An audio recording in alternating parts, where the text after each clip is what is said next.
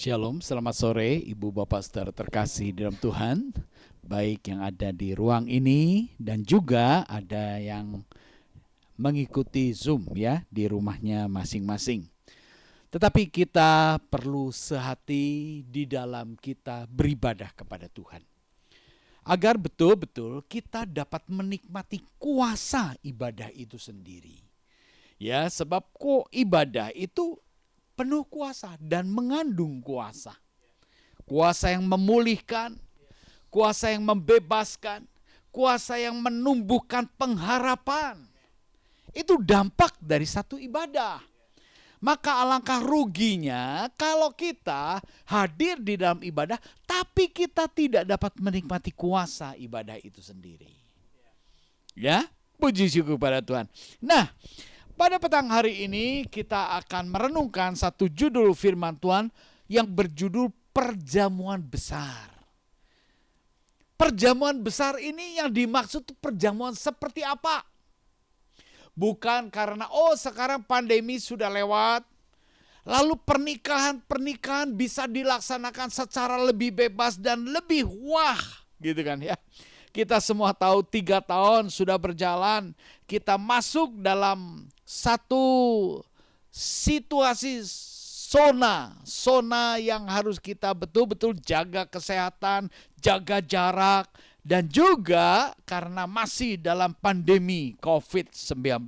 Sehingga pesta penyelenggaraan pernikahan contohnya ya tidak bisa dilaksanakan secara pesta pora yang meriah. Tetapi sekarang setelah lewatnya masa pandemi masuk dalam masa endemi, maka ada kelonggaran, ada kebebasan untuk pesta pora. Apakah yang dimaksud perjamuan besar itu mengacu kepada hal pesta pora yang dapat diselenggarakan saat ini? Nah, untuk menjawab apakah itu, mari kita renungkan bersama-sama. Apa sih yang dimaksud dengan perjamuan besar itu ya. Kita akan lihat di dalam ayat pembuka Lukas 14 ayatnya yang ke-15. Lukas 14 ayatnya yang ke-15 berkata demikian.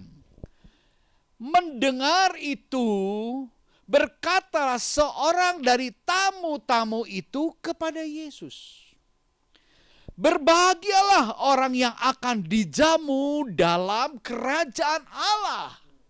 Kita perhatikan ulang ayat ini. Sebab ini penulisnya adalah Lukas. Lukas itu seorang tabib. Lukas itu dokter. Jadi kalau dia menulis, menganalisa pasti akurat. Dari sebab itu kita baca ulang ya. Mendengar itu. Ya, ini Lukas tuliskan mendengar itu. Mendengar apa? Nah, ini perlu nanti kita mundur sejenak, kronologis peristiwa dan waktunya seperti apa. Mendengar itu berkatalah seorang dari tamu-tamu itu kepada Yesus. Cuma seorang. Dari antara tamu yang banyak itu cuma seorang yang dapat menangkap apa yang Yesus katakan, apa yang Yesus ajarkan saat mereka sama-sama bertamu. Karena kita tahu, kalau kita lihat ya, coba tampilkan ayat Lukas 14 ayat yang ke-1. Ya, ini ya latar belakangnya. Sehingga kita dapat menyimpulkan seorang tamu itu kok bisa ngomong seperti berbahagialah orang yang akan dijamu di dalam kerajaan Allah. Ini dasarnya apa? Pengetahuannya apa? Dari mana ya? Nah, di dalam ayat Lukas 14 ayat 1.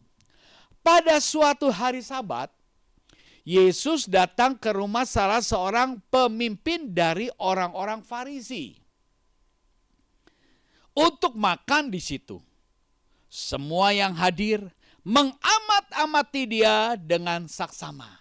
Nah, jadi kalau kita lihat yang di ayat 15 itu, seorang dari tamu-tamu itu berarti tamu saat berkunjung bersama untuk menghadiri pesta di rumah seorang pemimpin dari orang-orang Farisi. Ya, karena di dalam ayat 1 diterangkan bahwa pada hari Sabat Yesus datang ke rumah salah seorang pemimpin dari orang-orang Yahudi. Saya yakin Yesus datang tidak nyelonong, tetapi Yesus datang dengan undangan. Itu pasti. Gak mungkin Tuhan tanpa diundang lalu nyelonong, kecuali kalau Tuhan datang ke bait suci. Itu pasti tanpa diundang dia datang. Karena dia katakan bait suci itu rumah Bapa. Ya, rumah doa. Tapi kalau kepada seorang pimpinan orang-orang Yahudi, pasti itu dengan ada undangan. Yesus diundang dan Yesus hadir di situ.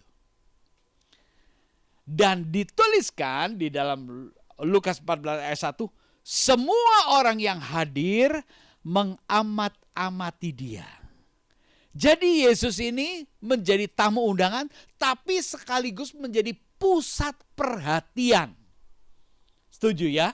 Semua orang mengamat-amati. Yesus menjadi pusat perhatian. Mengapa demikian? Bukan karena pakaiannya, bukan karena rambutnya yang warna silver atau warna pink. Tetapi memang Yesus itu adalah pribadi yang sangat menarik. Sehingga bisa menjadi pusat perhatian. Biasanya kalau dalam satu suasana pesta yang menjadi pusat perhatian tuh artis begitu ya. Orang terkenal biasanya ya. Wah, orang yang punya pengaruh dan pejabat tertentu.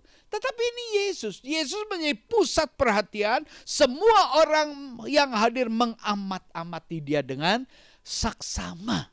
Mengamat-amati gerak-geriknya dengan teliti. Ini yang terjadi di dalam situasi undangan itu. Lalu kalau kita lihat apa yang Yesus lakukan di sana ya. Di dalam Lukas 14 ayatnya yang keempat. Mereka itu diam semua. Lalu ia mengangkat tangan orang sakit itu dan menyembuhkannya dan menyuruhnya pergi. Kalau kita memang di sini keputus ya di dalam ayat 2, ayat 3 saya tidak tampilkan. Kalau bisa dibantu, apakah bisa dibantu ayat 2 dan ayat 3 supaya nyambung ceritanya ya. Sebab kita mau mundur sedikit, mau meneliti mengapa salah seorang tamu itu bisa berkata kepada Tuhan, berbahagialah orang yang akan dijamu dalam kerajaan Allah. Nah, kita mesti tahu apa latar belakangnya orang ini berpemahaman dan pendidikan pengetahuan seperti demikian ya. Lukas 14 ayat yang ke-12. Ayat yang kedua dan ayat yang ketiga. Coba tolong ditampilkan di sini ya.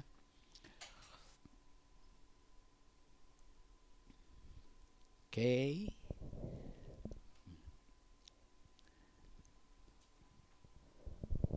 Sehingga kita bisa nyambung nih nanti di dalam ayat yang keempat. Mereka itu diam semua. Kenapa mereka itu diam semua? Nah ini ya. Tiba-tiba datanglah seorang yang sakit busung air. Berdiri di hadapannya, di hadapan Yesus. Jadi orang yang sakit itu tidak berdiri di dalam kepala perjamuan atau tuan rumah. Tetapi dia langsung di hadapan Yesus. Karena kita tahu Yesus itu menjadi pusat perhatian karena nama Yesus adalah pribadi yang sangat menarik. Orang yang sakit itu datang kepada Yesus. Lalu Yesus berkata kepada ahli-ahli Taurat dan orang-orang Farisi. Kenapa? Di dalam pesta itu, perjamuan itu banyak sekali ahli-ahli Taurat dan orang-orang Farisi. Diundang juga di situ. Katanya, diperbolehkanlah menyembuhkan pada hari Sabat atau tidak. Ini Tuhan Yesus tanya kepada ahli-ahli Taurat dan orang-orang Farisi yang ada di dalam ruangan itu. Karena Tuhan hadir saat itu adalah hari Sabat. Lalu Tuhan tanya, boleh nggak menyembuhkan? Ini orang yang busung air ini. Nah, baru di dalam ayat yang keempat, slide saya tadi, di dalam yang kembali ke slide saya, di dalam yang keempat kita baru mengerti, nyambung. Mereka itu diam semua. Ahli Taurat, orang Farisi tidak bisa jawab. Mereka diam semua. Ahli Taurat, orang Farisi, dia kukum mempertahankan hukum Taurat. Tetapi di hadapan Tuhan mereka tidak bisa jawab. Ketika Tuhan ditanya, bolehkah menyembuhkan orang sakit ini atau tidak? Mereka semua diam. Lalu apa yang Tuhan lakukan? Di sini lalu ia memegang tangan orang sakit itu dan menyembuhkannya dan menyuruhnya pergi. Ini yang Tuhan Yesus lakukan di hadapan ahli Taurat dan orang-orang Farisi. Membuktikan engkau punya budaya, engkau punya aturan, dilarang melakukan perbuatan-perbuatan di hari Sabat. Tetapi hei orang-orang semua, lihat, akulah Allah pada hari Sabat. Akulah yang berdaulat pada hari Sabat. Sehingga aku memegang tangan orang sakit itu dan menyembuhkan dan menyuruhnya pergi. Ibu bapak saudara terkasih, ini yang dilakukan oleh Tuhan Yesus. Setiap apa yang dikatakan Yesus, setiap apa yang diperbuat Yesus, itu sesungguhnya pembelajaran bagi kita semua. Dan pada konteks peristiwa ini juga menjadi pembelajaran bagi buat ahli Taurat dan orang-orang Farisi. Bahwa membuktikan Yesus itu adalah Tuhan atas hari Sabat. Aturanmu ahli Taurat orang Farisi tidak bisa menahan kuasaku untuk mendatangkan kebaikan. Menyembuhkan orang yang sakit busung air itu. Pertama pembelajarannya. Tuhan atas hari Sabat. Itu dinyatakan di hadapan ahli Taurat dan orang-orang Farisi.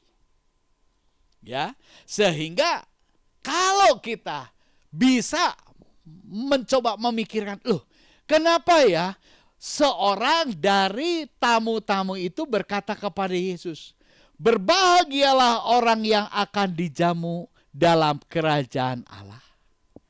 Mengapa dia punya pemikiran dan pandangan yang demikian? Karena dia mengerti apa yang Yesus katakan, apa yang Yesus lakukan, membuktikan bahwa Yesus itu adalah pribadi utusan dari kerajaan Allah. Yesus itu memberitakan Injil kerajaan Allah.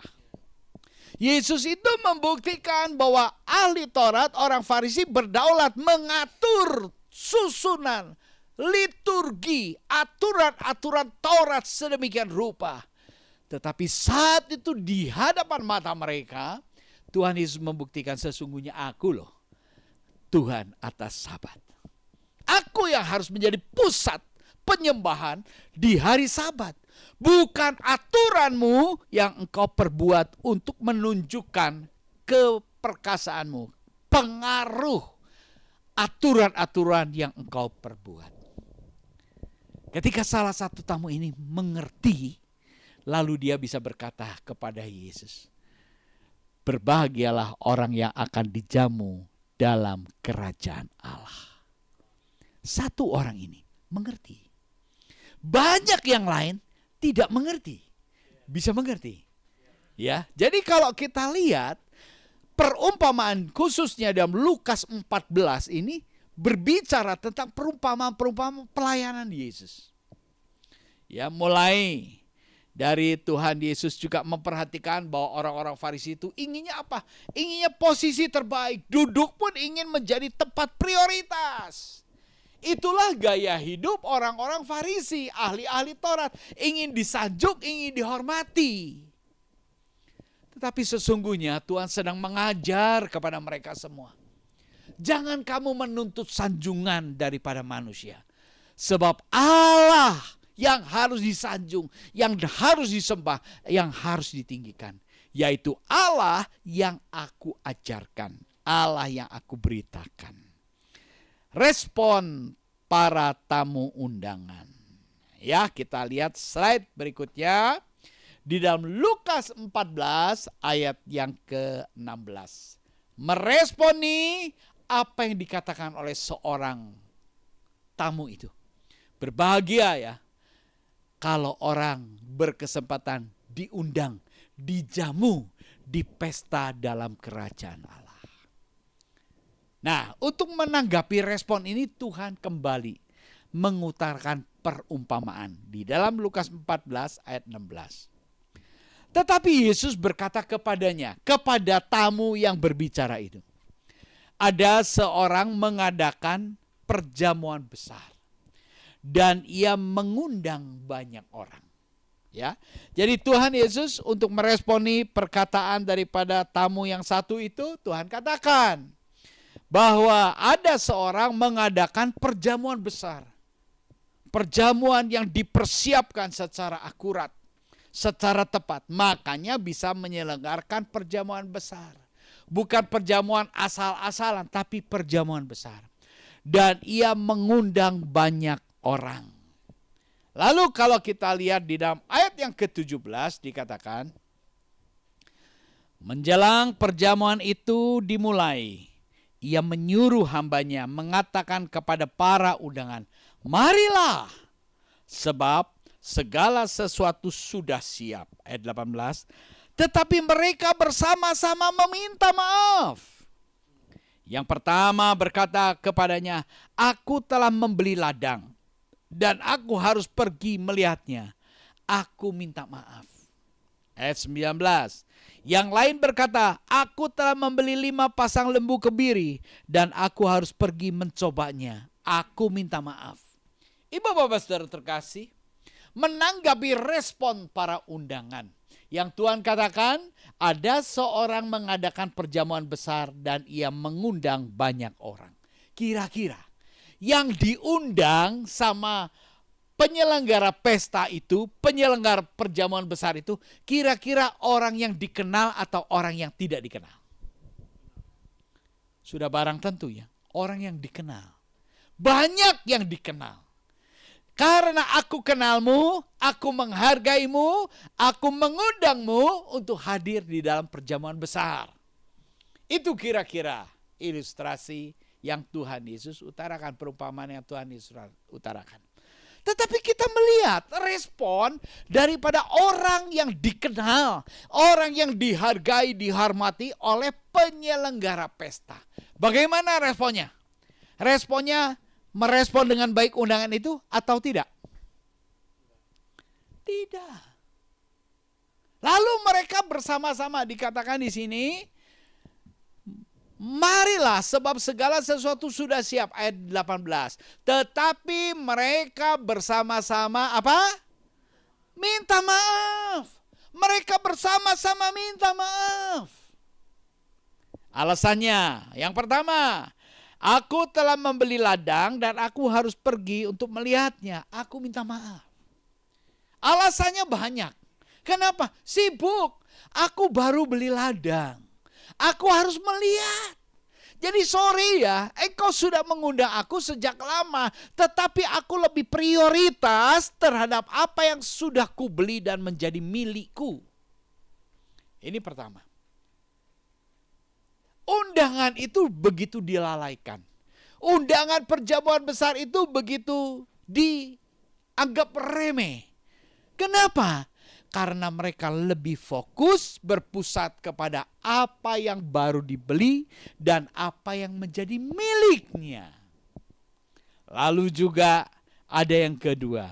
Yang lain berkata, aku telah membeli 5 pasang lembu kebiri dan aku harus pergi mencobanya. 5 lembu kebiri dan aku harus mencobanya. Aku minta maaf. 5 lembu kebiri itu berkaitan dengan peternakan, berkaitan dengan aset, berkaitan dengan bisnis. Aku lagi punya bisnis besar, baru, maaf ya, aku nggak bisa hadir. Ini alasan lain. Karena sebenarnya kalau yang kita lihat di dalam Lukas 14, ya mulai ayat 15 sampai berapa ayat itu, perikopnya adalah, judulnya itu adalah orang yang apa? Berdalih. Orang-orang itu berdalih. Orang-orang itu membuat bermacam-macam alasan. Ibu bapak saudara terkasih, dalam perumpamaan ini apa yang perlu kita pelajari? Tanpa sadar, ketika kita diundang untuk datang ke dalam perjamuan besar, untuk datang ke rumah Tuhan, seringkali alasan-alasan kecil itu bisa saja menjadi alasan buat kita untuk menunda kedatangan kita. Nah, ini yang sedang Tuhan Yesus ajarkan dalam bentuk perumpamaan kepada orang-orang di tengah pesta di rumah orang Farisi itu. Banyak sekali alasan. Itulah respon daripada para undangan. Yang sesungguhnya undangan itu adalah orang yang dikenal. Tuhan mengenal setiap pribadi. Tuhan tahu pergumulan setiap hati. Maka Tuhan seringkali mengundang, tetapi orang itu tidak tanggap. Kenapa? Karena mereka tidak menghargai nilai undangan. Mereka lebih berpusat, lebih memperhatikan kepentingan dan apa yang ada pada mereka. Jadi sebetulnya apa yang ada pada kita itu seringkali membuat kita menjadi terikat dengan apa yang kita miliki. Saya pernah berjumpa dengan satu keluarga, dia baru masuk di dalam satu rumah kontrak. Lalu baru masuk, baru tinggal, kita berdoa. Lalu setelah selesai berdoa, keluarga ini bilang, "Om, doakan supaya kami jangan menikmati berkat karena kontrak. Kami ingin menikmati berkat karena memiliki." Ya. Jangan berkat cuma kontrak dong, Om. Mari kita berdoa sama-sama supaya aku dapat berkat untuk memiliki. Ibu Bapak Saudara terkasih, kalau di dalam kita lihat perumpamaan ini, apa yang dapat menjadi milik kita, itu sesungguhnya menjadi sesuatu yang membahayakan kita sendiri. Ya. Mungkin kita bertolak belakang ya dengan pemikiran orang pada umumnya. Orang pada umumnya lebih baik memiliki dong. Sebab Tuhan Yesus katakan, di mana ada harta milikmu, di situ hatimu. Nah ini loh Ibu Bapak Saudara terkasih. Kita harus ingat. Ya. Jangan sampai kita terjebak dan terikat dengan apa yang kita miliki. Nah ini alasan-alasannya mereka itu kan. Di situ kan. Aku baru membeli ladang. Tadinya bukan milikku, setelah dibeli menjadi milikku. Karena itu aku harus periksa dong itu yang menjadi milikku. Kepemilikan ini seringkali menjadi daya tarik luar biasa yang sangat begitu kuat.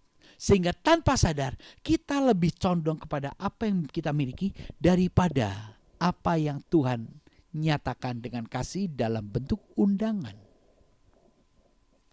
Ya, jadi kita melihat ini. Kita lanjut.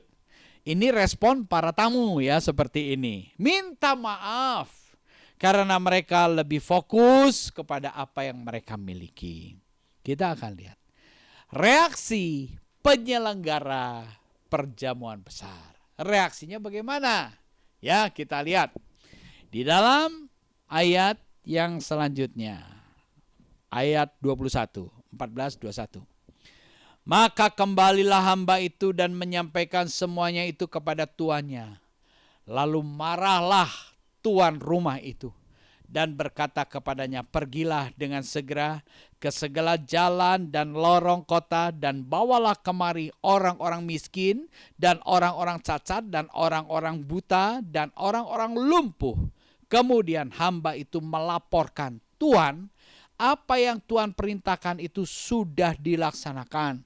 Tetapi sekalipun demikian masih ada tempat.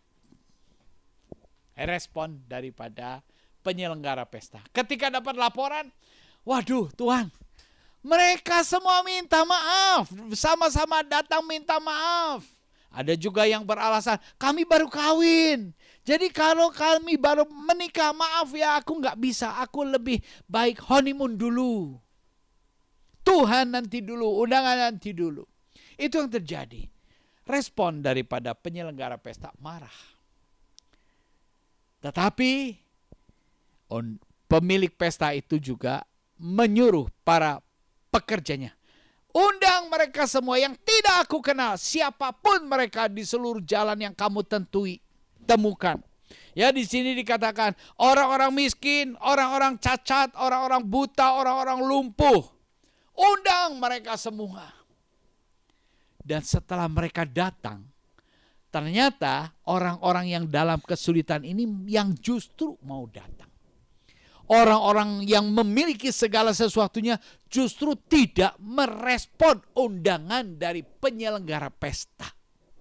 Tetapi kita melihat yang merespon undangan penyelenggara pesta itu siapa? Orang-orang yang miskin, orang-orang yang lemah, terbatas, dan berkekurangan. Mereka datang. Lalu di sini dikatakan, sekalipun demikian masih ada tempat. Berarti kita tahu bahwa penyelenggara pesta itu bukan sembarang orang. Penyelenggara pesta itu adalah pribadi yang kaya raya, mengundang banyak orang dengan fasilitas dan kelengkapan yang tersedia begitu mumpuni. Banyak orang sudah datang, masih ada tempat. Masih ada tempat. Di dalam ayat yang ke-23, Lukas 14:23. Lalu kata tuannya itu kepada hambanya, pergilah ke semua jalan dan lintasan dan paksalah orang-orang yang ada di situ masuk, karena rumahku harus penuh. Ini target, ini sasaran. Jadi penyelenggara pesta itu menjamu pesta perjamuan besar itu betul-betul dipersiapkan, tempat fasilitasnya betul-betul penuh. Sehingga banyak orang-orang itu datang dan tidak kehabisan tempat. Kalau kita mau ingat hal ini, Tuhan Yesus secara benar, ini dalam perumpamaan ya Tuhan katakan. Tetapi ketika Tuhan berbicara secara benar, jangan gentar dan khawatir. Percayalah kepada Bapa, percayalah juga kepadaku. Di rumah Bapakku banyak tempat tinggal. Kalau tidak demikian, tentu aku mengatakan sebenarnya kepadamu. Itu di dalam Yohanes. Tuhan Yesus katakan, di rumah Bapakku banyak tempat. Ibu bapak saudara terkasih, ini pribadi penyelenggara pesta itu menunjuk kepada pribadi Yesus Kristus. Untuk menanggapi respon daripada satu tamu yang berkata, berbahagialah orang yang dijamu masuk dalam kerajaan Allah. Jadi tempat pestanya itu di mana? Dalam kerajaan Allah. Siapakah penyelenggara pestanya? Yesus Kristus. Yang mengundang supaya orang datang kepada perjamuan besar itu. Perjamuan kerajaan Allah itu. Kenapa? Karena dari berita yang disampaikan oleh Yesus itu tidak lepas dari berita memperkenalkan kepada manusia berdosa adanya Allah penguasa kerajaan surga, mencipta alam segala sesuatu dan Allah yang kudus. Itu yang diberitakan. Yesus beritakan tentang itu. Dan di dalam pemberitaannya itu selain disertai dengan kuasa pemberitaan, juga kuasa dalam pelayanannya. Orang yang busung air dipegang tangannya, disembuhkan, disuruh pergi. Pada hari apa? Pada hari Sabat. Itu pelayanan Yesus. Jadi mengarahkan kepada pelaksana pesta itu, yaitu Yesus Kristus. Perjamuan besar yang Yesus selenggarakan itu tempatnya berbicara tentang kerajaan Allah. Kita lihat, Tuhan Yesus mengundang orang-orang yang lemah, yang terbatas, yang tidak berdaya. Mari datang kepadaku, aku akan memberi kelegaan. Kita lihat di dalam slide berikutnya, undangan untuk masuk dalam perjamuan besar. Ini undangan untuk masuk dalam perjamuan besar. Matius 11 ayat yang ke-27. Semua telah diserahkan kepadaku oleh Bapakku. Dan tidak seorang pun mengenal anak selain Bapa. Dan tidak ada seorang pun mengenal Bapa selain anak. Dan orang yang kepadanya anak itu berkenan menyatakannya. Sampai di situ dulu ya. Ayat yang ke-27. Ini Tuhan Yesus berbicara tentang siapa dirinya. Semua telah diserahkan kepadaku oleh Bapakku. Ini Yesus menyatakan diri bahwa kuasa Allah itu sepenuhnya ada pada diriku. Jangan kamu ragu, jangan kamu takut. Semua kuasa, baik kuasa di surga, baik kuasa di bumi, semuanya ada di dalam diriku. Itu Tuhan Yesus menyatakan diri kepada orang banyak. Dan Tuhan juga mengatakan, tidak ada seorang pun mengenal anak selain Bapa, dan tidak seorang pun mengenal Bapa selain anak. Ini berbicara tentang relasi Allah dengan anak manusia. Yang dimaksud anak manusia itu adalah Yesus. Yesus sedang menyatakan diri di hadapan orang banyak ini, aku dan Bapa itu satu. Relasinya begitu intim. Selain kuasanya, dia kuasanya penuh di dalamku. Aku punya relasi intim sedemikian rupa sehingga aku dan Bapa adalah satu. Dan orang yang kepadanya anak itu. Dan orang yang kepadanya Yesus itu berkenan menyatakannya. Ini kita mau perhatikan ya, yang ini ya. Dan orang yang kepadanya anak itu berkenan menyatakannya. Nah, siapakah anak orang yang berkenan kepada anak itu berkenan menyatakannya? Kira-kira siapa yang dimaksud oleh Yesus dalam kalimat tersebut? Coba biar nggak ngantuk ya. Dan orang yang kepadanya anak itu berkenan menyatakannya. Siapakah yang dimaksud orang yang Yesus menyatakan kepadanya?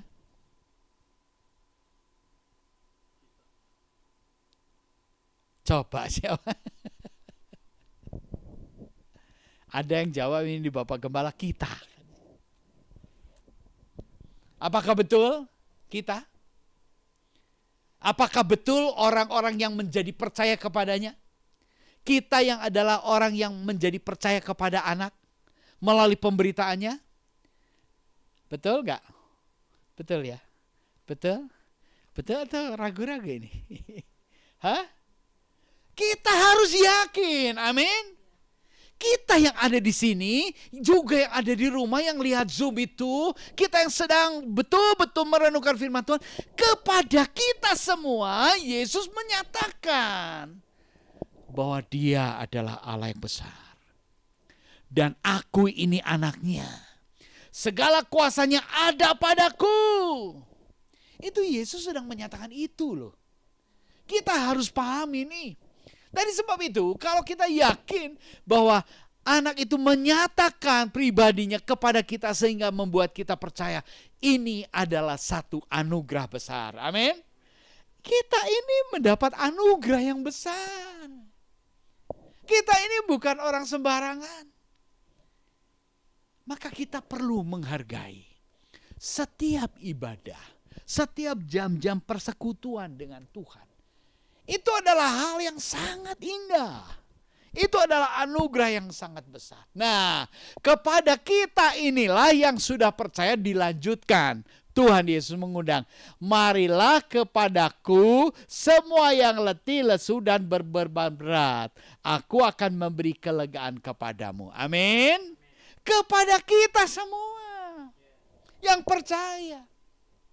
Ini undangan ditujukan. Maka saya berikan judul undangan untuk masuk ke perjamuan besar. Perjamuan kerajaan surga. Kalau dari perumpamaan itu, wah orang-orang yang punya segala sesuatu, memiliki segala sesuatu, gak hormat, gak respon undanganku. Malah undangan kepada orang-orang yang lumpuh, yang sakit, yang buta, yang miskin, itulah mereka yang merespon. Dari sebab itu dikatakan, marilah kepadaku semua yang letih, lesu, dan berbeban berat. Bukan semua konglomerat, orang-orang yang memiliki segala sesuatu, bukan. Tetapi ditujukan kepada orang-orang yang dalam kesulitan. Karena sesungguhnya ya, kita harus sadar sesadar-sadarnya bahwa kita datang ke dalam dunia tidak bawa 1 sen juga. Betul? Nanti ketika kita meninggalkan dunia, apa yang kita bawa? Ada? Ada enggak? Enggak ada. Jadi hati-hati dengan kepemilikan. Jangan sampai kita meletakkan hati kita kepada hal yang kita miliki. Tetapi pergunakanlah segala fasilitas yang ada pada kita. Untuk apa? Untuk membawa kita makin hari makin cinta Tuhan. Makin hari makin dekat kepada Tuhan. Makin hari makin kita hidup di dalam respon positif untuk datang akan undangan Yesus. Karena saat sekarang ini ya, baik yang kaya raya seperti apapun, mereka sebetulnya sedang mengalami kegoncangan di dalam jiwanya. Mereka bingung mengelola kekayaannya ini mau bagaimana lagi. Gak tahu. Mereka betul-betul bingung. Tetapi diperhadapkan pesan, marilah kepadaku semua yang letih lesu berbeban berat. Aku akan memberi kelegaan kepadamu. Ini undangan Tuhan untuk masuk dalam perjamuan besar dalam kerajaan surga. Kita perlu merespon. Jangan sampai seperti ahli Taurat dan orang-orang Yahudi. Maka Tuhan pakai perumpamaan seperti itu. Kenapa? Karena memang banyak orang yang seperti itu. Menolak anugerah Tuhan. Tetapi biarlah kita yang merenungkan bersama tentang pesta besar dalam kerajaan surga. Tuhan yang mengundang. Bukan siapa-siapa, Tuhan yang mengundang. Tuhan yang mengundang adalah pribadi yang penuh kuasa. Sehingga kalau yang diundang yang lemah lesu, berbeban berat, sebab dia sanggup mengubah kelemahan, beban yang berat itu menjadi beban yang ringan. Kelemahan diubah menjadi kekuatan baru. Lalu satu proses di dalam Matius 11:29. Pikulah kuk yang kupasang, belajarlah kepadaku. Karena aku lemah lembut dan rendah hati. Jiwamu akan mendapat ketenangan. Sebab kuk yang kupasang itu enak dan bebanku pun ringan. Amin. Ini yang Tuhan tawarkan. Pikulah kuk yang kupasang. Sesungguhnya terlalu banyak orang pikul kuk, pikul beban yang dipasang sama dirinya sendiri. Yang dipasang sama dirinya, masa sih Om, masa sih Pak Kim Guan, ada gitu orang yang mau pikul beban untuk dirinya sendiri? Sebetulnya banyak orang lakukan itu, tapi mereka tidak sadar. Apa sih beban yang begitu berat? Ya, beban karena hawa nafsu kita. Beban karena keserakahan kita. Beban karena ketamakan kita. Banyak orang karena serakah tanpa sadar dia pikul beban. Akhirnya bongkok, akhirnya tidak bisa melihat lagi indahnya anugerah Allah. Yang kelihatan hanya aduh beban. Tidur pun tidak bisa tidur. Ingat, terlalu banyak orang pikul beban yang ditaruh di pundaknya sendiri. Alangkah bodohnya ya. Kalau kita bisa ngomong, alangkah bodohnya itu. Tapi ya maaf, karena mereka tidak sadar, mereka sedang menumpuk beban hidup yang begitu berat. Maka Tuhan Yesus ajarkan, kesusahan sehari cukup 1 hari. Tetapi terlalu banyak orang pikir kesusahan hari lusa, minggu depan, bulan depan, tahun depan, 5 tahun lagi, bagaimana ya? Kalau kita berpikir mau tanggung beban, belum apa-apa kita sudah reot. Kembali ketika kita mendengar renungan bersama pada petang hari ini. Marilah kepadaku, semua yang letih lesu berbeban berat. Aku akan memberi kelegaan kepadamu. Kelegaan itu apa? Rasa damai, rasa ngemplong, rasa sukacita. Ini yang harus kita alami. Ketika apa? Ketika kita mendengar apa yang disabdakan Kristus. Dampak daripada firman Tuhan harus memberi satu perubahan baru. Harus memberi satu kebebasan bagi kita semua. Dikatakan, karena aku lemah lembut dan rendah hati, jiwamu mendapat ketenangan. Perlu nggak sih orang memiliki ketenangan? Perlu, betul, perlu. Itu hal yang tak ternilai. Biasanya orang perlu nggak sih uang? Oh perlu, karena uang, aku kejar uang. Walaupun dengan cara yang berdebar-debar. Kenapa orang kejar uang dengan cara berdebar? Karena tidak jujur. Ini mau korup bagaimana ya, takut ketahuan. Mana bisa ada ketenangan sekalipun banyak uang. Tuhan memberikan. Jiwamu akan mendapat ketenangan. Sekalipun badai besar terjadi, tetap engkau akan tenang. Jika engkau tanggap akan undangan Yesus. Datang kepada Dia. Mendekat kepada Dia. Engkau akan memiliki ketenangan. Raja Daud, dia raja. Kalau raja kurang apa? Kekayaannya ada, pengawalnya ada, permaisurinya ada, segala sesuatu cukup. Tetapi dia katakan, hanya dekat Allah saja, aku tenang. Hanya dekat Allah saja aku tenang. Makanya kita perlu mendekat kepada Tuhan. Jangan tolak undangannya. Kita sedang diajak untuk masuk dalam zona perjamuan besar. Zona kerajaan surga. Wah, masa sih Om? Zona kerajaan surga. Ingat ya, Tuhan Yesus pernah ajarkan doa demikian. Bapa kami yang ada di surga, datanglah kerajaanmu, jadilah kehendakmu. Kan begitu ya? Itu doa yang Tuhan ajarkan, bukan? Betul ya? Setuju ya?